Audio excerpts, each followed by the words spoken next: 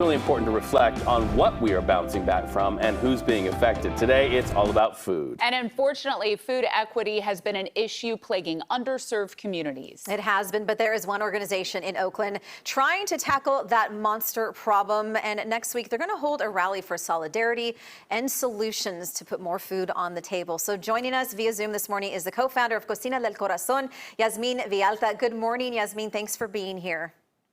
Hi, good morning, all. Thank you so much for having me. Well, we're happy you're here to talk about this, especially because we've talked a lot about how areas in Oakland are dealing with food deserts and that food insecurity. Tell us a little bit how you are helping to feed your community.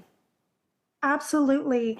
As you mentioned, food deserts plague different parts of Oakland. And for us, as a food justice enterprise, our job is to craft dignified, nourishing, and culturally relevant meals for most underserved neighbors all throughout Oakland. And some of the ways that we do that is through our partnership with the Hope Collaborative, which we help create 200 prepared meals each month for the residents of both East and West Oakland, which, as you mentioned, are some of the areas that are most affected by food deserts.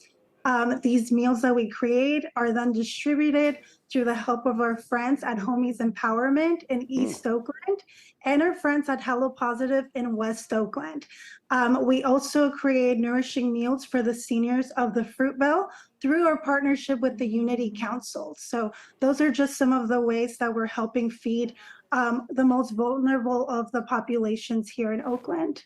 You mentioned all of your collaborators, and we saw the images of the food. It looks absolutely delicious. How many people are you collaborating with? Like I said, it's a team effort. So right now, the Hope Collaborative, Homies Empowerment, Hello Positive, and the Unity Council, just to name a few. And our goal is to expand our partnerships throughout Oakland so that we can feed even more neighbors. And from what you do to the impact of what you do, you know, food is love, thus the name of your operation. And what are the moments of connection that happen when, say, a senior opens the door and they get this food that's been prepared for them? What's the benefit from a heart standpoint in our community?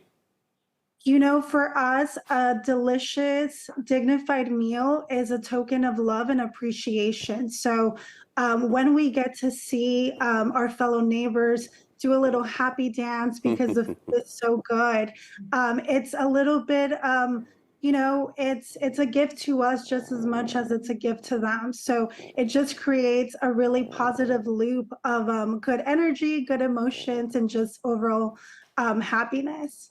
Oh, and Jazmin, I'm glad you touched on seniors too, because we often forget that there are people out there who can't get out the door very easily to have food on their table.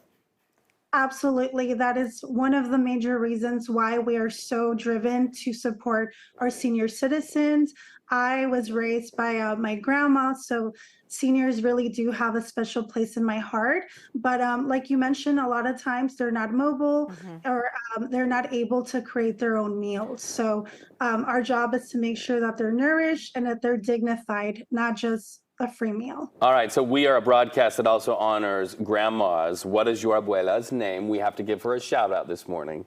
Yes, my abuelita was Guadalupe. She's no longer with us, but she is in a really great place. And I know that she's looking down and just really proud of the work that we're doing in Oakland. I'm sure she's very proud, Jazmin. Thank you so much.